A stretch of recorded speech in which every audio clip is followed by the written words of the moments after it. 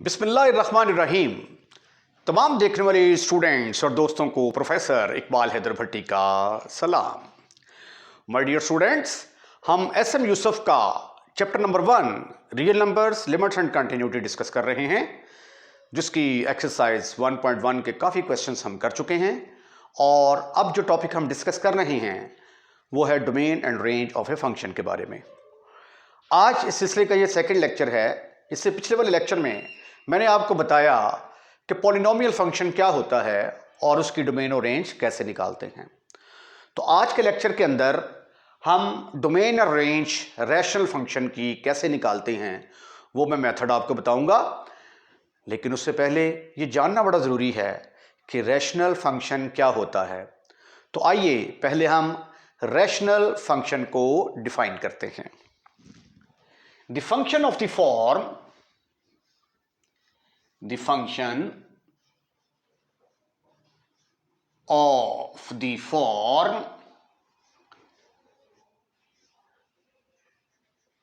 px over qx। Remember कि px और qx दोनों क्या होने चाहिए? पॉलिनोमियल होने चाहिए। Where px and qx are polynomial, px and qx are polynomial, दोनों पॉलिनोमियल होने चाहिए। और पॉलिनोमियल क्या होता है इसकी डेफिनेशन मैं पिछले लेक्चर में आपको बता चुका हूं। The function of the form px over qx where p and qx are polynomial and qx यानी जो डिनोमिनेटर वाला पॉलिनोमियल है यह 0 के बराबर नहीं होना चाहिए, is called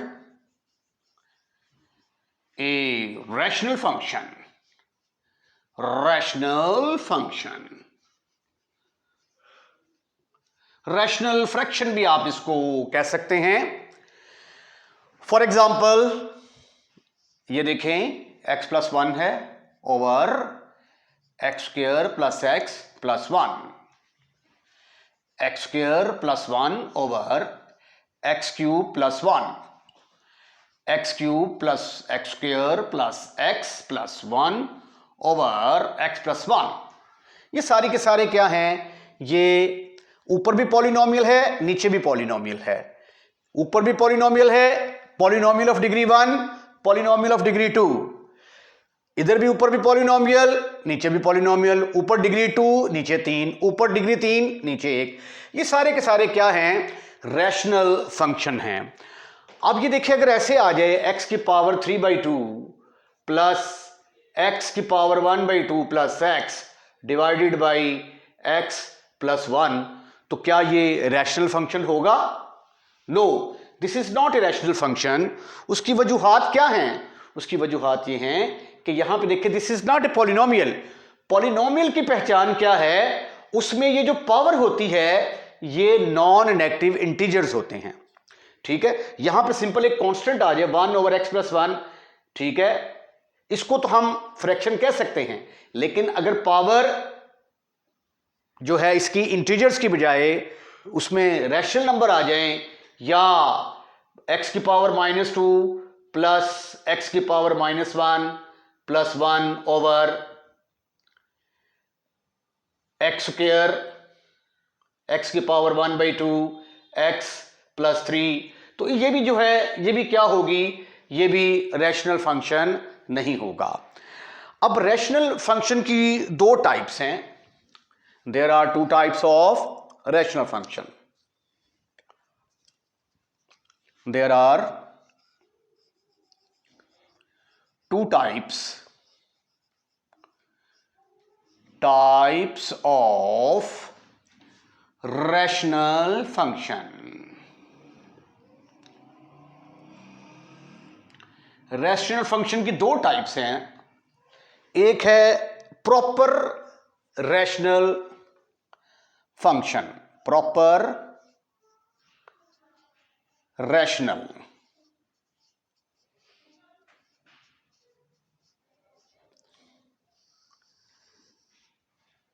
function, proper rational function क्या होता है? अगर तो देखें हमारे पास रैशनल फंक्शन क्या होता है, P x over Q x. जाहिर है कि ये कोई पॉलिनोमियल है, इसकी कोई ना कोई डिग्री होगी, इसकी भी कोई ना कोई डिग्री होगी। अगर पॉलिनोमियल की डिग्री जो है वो यानी ये जो ऊपर वाला है पी एक्स की डिग्री कम हो और क्यू एक्स की डिग्री ज़्यादा हो तो इसको हम कहते हैं प्रॉपर फ्रैक्शन या proper rational fraction function. The function of the form, the function Rx is equal to Px over Qx is said to be proper,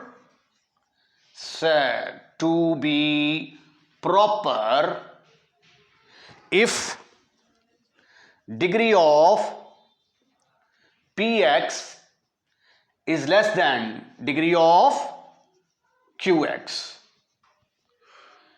ठीक है, उसमें जो है आपकी ये वाली एग्जांपल आ जाएंगी, ये प्रॉपर फ्रैक्शन है, ये भी प्रॉपर फ्रैक्शन प्रॉपर फंक्शन है। अब इसकी डिग्री जो है ये भी प्रॉपर है, ऊपर कम है नीचे ज़्यादा है। ये इम्प्रॉपर है, ऊपर डिग्री ज़्यादा है नीचे कम है। तो इम्प्रॉपर को डिफाइन करते हैं, improper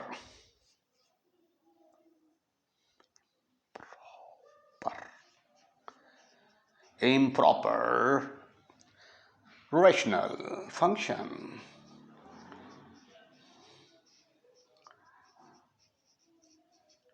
Improper rational function, the function Rx is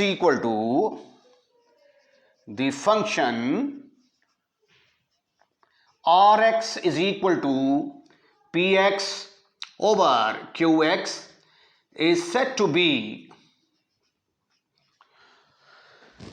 improper if the degree of Px is greater than or equal to Qx। यानी Qx से Px की डिग्री इक्वल होनी चाहिए या बराबर होनी चाहिए। ठीक है, इसमें x plus one over x plus two, ये देखिए ऊपर जो डिग्री बराबर है, x square plus one over x plus one, right.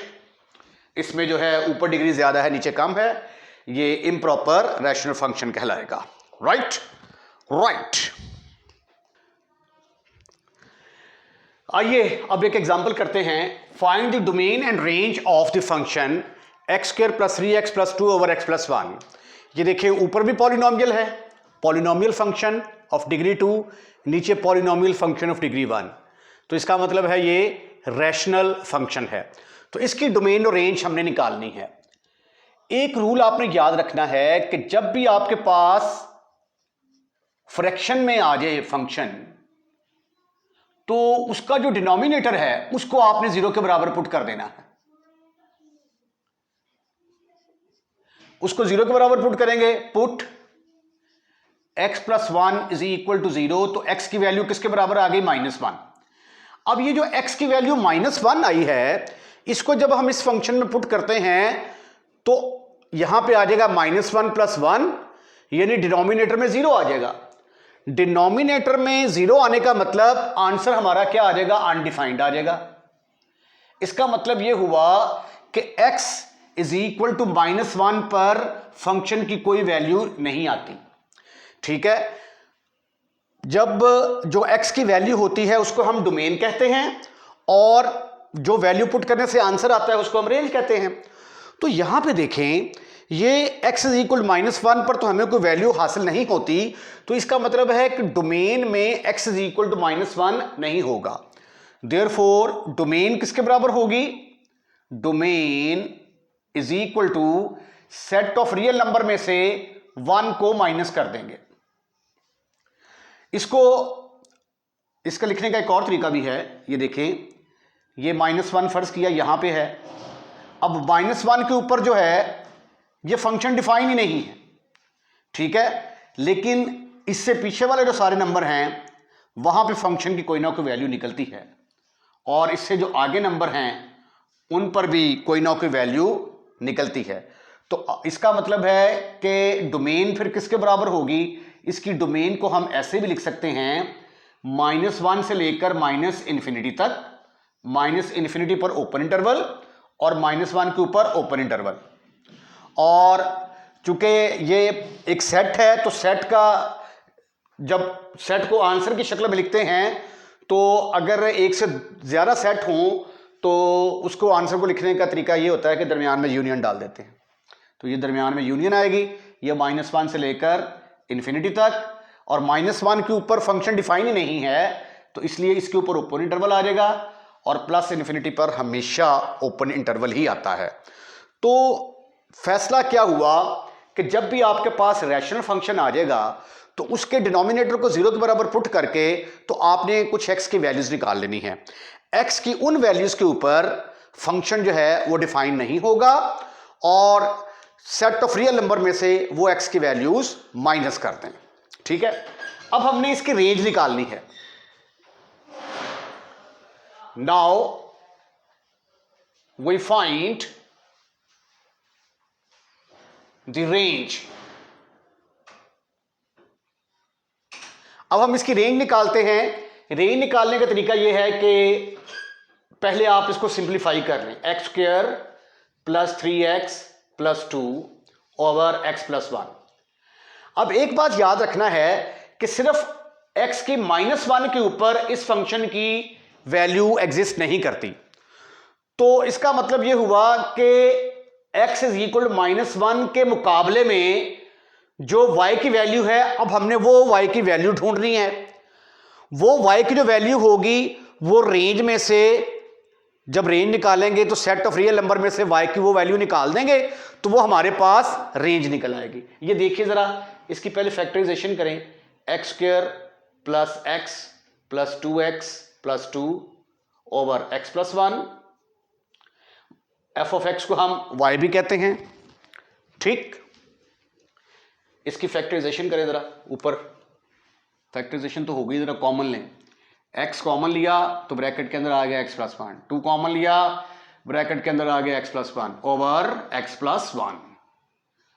Right right, ऊपर से x + 1 को कॉमन लिया तो इधर आ गया x + 2 ओवर x + 1। ये दोनों आपस में खत्म, फिनिश, खल्लास। आपके पास सिर्फ और सिर्फ x + 2 आ गया। अब x = -1 के ऊपर हम देखते हैं कि y की वैल्यू क्या आती है। पुट x = -1, -1 पुट किया, अरे वाह, ये तो आ गया +1। तो इसका मतलब है -1 के मुकाबले में क्या वैल्यू आ रही है? 1, और ये y की वैल्यू है। तो इसका मतलब है कि रेंज के अंदर 1 शामिल नहीं होगा, क्योंकि ये -1 के मुकाबले में ये वैल्यू आ रही है ना। ठीक है, जब आप ये फंक्शन ऐसे करके डिफाइन करते हैं तो इधर -1 के ऊपर जब f अमल करेगा, f जब -1 के ऊपर अमल करेगा तो इसका कोई ना कोई तो जवाब आएगा ना, f ऑफ -1, और वो किसके बराबर आ रहा है? 1। तो इसलिए रेंज में से क्या करेंगे हम? 1 को उड़ा देंगे हम। तो रेंज बराबर आ जाएगी, range = set of real number में से 1 को खत्म कर देंगे। इसको लिखने का एक और तरीका भी है, ये 1, ये +∞ और ये -∞। तो एक इंटरवल बना आपका यहां से लेकर यहां तक, और एक बना यहां से लेकर यहां तक। 1 के ऊपर रेंज एग्जिस्ट नहीं करती, तो रेंज बराबर आएगी 1 से लेकर -∞ तक, यूनियन 1 से लेकर +∞ तक। तो चाहे आप उसको ऐसे लिख लें, चाहे आप इसको ऐसे लिख लें। अब इसी क्वेश्चन को मैं सेकंड मेथड के साथ करता हूं। सेकंड मेथड, डिफरेंशिएशन के जरिए भी हम रैशनल फंक्शन की डोमेन और रेंज निकाल सकते हैं। सेकंड मेथड,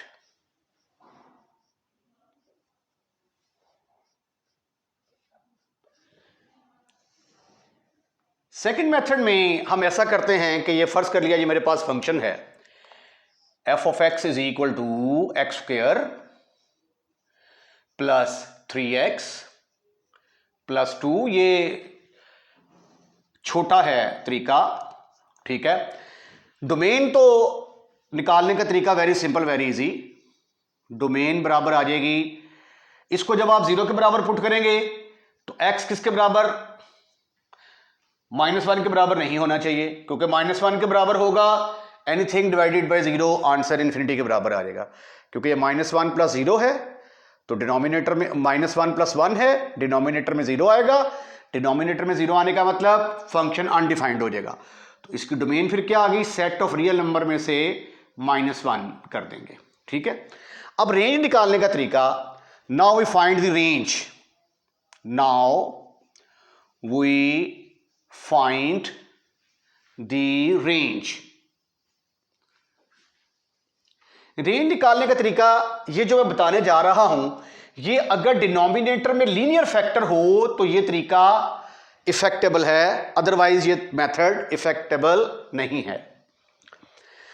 अब ये देखिए x is not equal to -1 है, तो आप इसकी लिमिट निकाल लें, limit x approaches to -1 f of x is equal to limit x approaches to -1 d/dx, ऊपर वाले फंक्शन को डिफरेंशिएट कर दो, ओवर d/dx, डिनोमिनेटर वाले फंक्शन को डिफरेंशिएट कर दो, ठीक है। तो जब ऊपर डिफरेंशिएट किया तो आंसर आता है इसका लिमिट x अप्रोचेस टू, ऊपर आ गया 2x + 3 डिवाइडेड बाई, नीचे आ गया x को डिफरेंशिएट किया 1, इसको डिफरेंशिएट किया 0 के बराबर आ गया। अब x की जगह पे हम क्या पुट करेंगे, x की जगह पे -1 पुट करेंगे, तो ये आ गया 2 × -1 + 3 डिवाइडेड बाई 1, तो 3 में से 2 गए, बाकी रह गया 1, तो f of x किसके बराबर होता है, ये तो y के बराबर होता है। तो इसका मतलब है कि जो रेंज हमारी होगी, जो भी ये लिमिट पुट करने से आंसर आएगा, सेट ऑफ रियल नंबर में से उसको माइनस कर देंगे, तो रेंज किसके बराबर आ जाएगी, सेट ऑफ रियल नंबर में से 1 को माइनस कर देंगे। तो इसका फार्मूला आप कैसे याद रखेंगे, अगर आपके पास फंक्शन है f of x is equal to ax² + bx + c over x minus g कर देते हैं, ठीक है। तो हम क्या किया करेंगे, लिमिट x अप्रोचेस टू, इसको 0 के बराबर पुट करेंगे तो ये g के बराबर आ जाएगा। f of x is equal to limit x approaches to g d/dx ax² + bx + c over x minus g। ओहो ओहो ओहो, इसको भी डिफरेंशिएट करेंगे, x माइनस g। अब ऊपर वाले को डिफरेंशिएट किया तो जवाब आया आपका limit x approaches to g 2ax + b divided by 1। अब x की जगह पे क्या पुट करेंगे, g 2ag + b, तो रेंज किसके बराबर हुआ करेगी, रेंज बराबर है सेट ऑफ रियल नंबर में से 2a, set of real number में से 2a + g को माइनस कर दिया करेंगे, 2ag + b को माइनस कर दिया करेंगे। आइए एग्जाम्पल, दूसरी एग्जाम्पल को डिस्कस करते हैं। एग्जाम्पल नंबर 2, नाम रख लें इसका। फंक्शन है हमारे पास f of x is equal to x² - 16 over x - 4। तो ये x 4 के बराबर नहीं होना चाहिए, और x के वैल्यू को हम कहते हैं डोमेन, तो इसका मतलब है कि डोमेन में क्या होगा, 4 शामिल नहीं होगा। तो सेट ऑफ रियल नंबर में से 4 को उड़ा के बाहर फेंकेंगे, ठीक है। अब 4 के मुकाबले में हमने देखना है कि 4 के मुकाबले में y की वैल्यू क्या आती है। 4 के मुकाबले में जो y की वैल्यू आती है उसको भी सेट ऑफ रियल नंबर्स में से निकाल के बाहर फेंकेंगे। ये f of x को हम y भी लिख सकते हैं ना, y इज इक्वल टू इसकी फैक्टराइजेशन आ जाएगी x plus 4 into x minus 4 over x minus 4. Now we find range. Now we find range. तो ये x माइनस 4 के साथ खत्म, फिनिश, खल्लास. अब x की जगह पे पुट करें 4, put x is equal to 4, तो y की वैल्यू किसके बराबर आ गई? 8 के बराबर आ गई. तो इसका मतलब है 4 के मुकाबले में y की वैल्यू 8 है, तो रेंज किसके बराबर आएगी फिर? सेट ऑफ रियल नंबर में से 8 को निकालकर बाहर फेंक देंगे हम. Right right. इसका अब सेकंड मेथड डिस्कस करते हैं, रेंज निकालने का second method.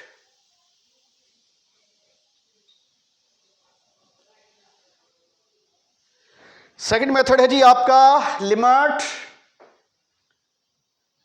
x approaches to 4, क्योंकि 4 के ऊपर डिफाइन नहीं है ना, तो f of x is equal to, देखते हैं यहां पे इसकी वैल्यू क्या आती है. Limit x approaches to 4 d over dx. ऊपर वाले को अलहदा डिफरेंशिएट कर दो, नीचे वाले को अलहदा डिफरेंशिएट कर दो. जब ऊपर वाले को डिफरेंशिएट किया तो आंसर हमारे पास आया 2x माइनस 0 और नीचे आ गया x1 माइनस 0. अब x की जगह पे क्या पुट करेंगे? 2, तो y की वैल्यू किसके बराबर आ गई? 8 के बराबर आ गई. राइट. तो इसका मतलब है कि रेंज किसके बराबर आएगी? सेट ऑफ रियल नंबर में से 8 को फिनिश, खत्म, खलास कर देंगे. एक और रैशनल फंक्शन लिया मैंने 1 ओवर एक्स प्लस 3. जाहिर है कि f ऑफ x को अगर आप चाहें तो ऐसे भी लिख सकते हैं y is equal 1 over x plus 3. अब x की कंडीशन क्या है कि ये -3 के बराबर नहीं हो सकता, और जो सेट ऑफ डोमेन होता है, डोमेन जो होती है वो x की वैल्यूज होती है. तो इसका मतलब है कि डोमेन में x इज इक्वल -3 नहीं आ सकता. ठीक है, क्योंकि -3 पर इसका जवाब अनडिफाइंड आ जाएगा. तो लिहाजा डोमेन किसके बराबर आ गई? डोमेन बराबर आ गई सेट ऑफ रियल नंबर में से 3 को खत्म कर दिया, -3 को. राइट. तरीकाकार मैंने क्या बताया था? डिनोमिनेटर वाली रकम को 0 के बराबर पुट करो, पुट करने के बाद उसको सिंप्लीफाई करो, सिंप्लीफाई करने के बाद अगर जो जवाब आता है उसको सेट ऑफ रियल नंबर में से माइनस कर देना है आपने. Now we find range. Now we find range. अब x की -3 वैल्यू के मुकाबले में y की वैल्यू निकालनी है, तो आइए इसको पहले क्रॉस मल्टीप्लिकेशन करते हैं. y into x plus 3 is equal to 1. इसका नाम रख देते हैं हम number 1. 1 can be written as,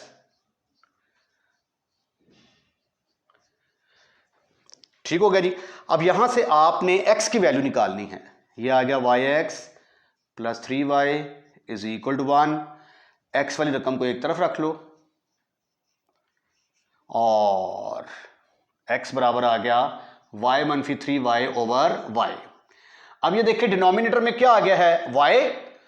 तो जो भी डिनोमिनेटर में रकम आई है उसको 0 के बराबर पुट कर दो.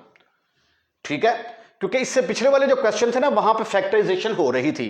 यहां पे ऊपर कांस्टेंट है, नीचे पॉलिनोमियल फंक्शन है, तो फैक्टराइजेशन नहीं हो रही, तो इसलिए ये तरीका है. तो y को 0 के बराबर पुट किया तो y तो not defined at y is equal to 0. तो इसका मतलब है कि जो रेंज हमारी होगी वो किसके बराबर होगी? सेट ऑफ रियल नंबर में से हम 0 को माइनस कर देंगे. इसका सेकंड मेथड डिफरेंशिएशन वाला, आइए उसको देखते हैं. Second method. फंक्शन है हमारे पास f of x is equal to 1 over x plus 3. x is not equal to -3, तो डोमेन तो ऑटोमेटिकली हमें मिल गई. डोमेन बराबर आ जाएगी सेट ऑफ रियल नंबर में से 3 को उड़ा के रख दिया.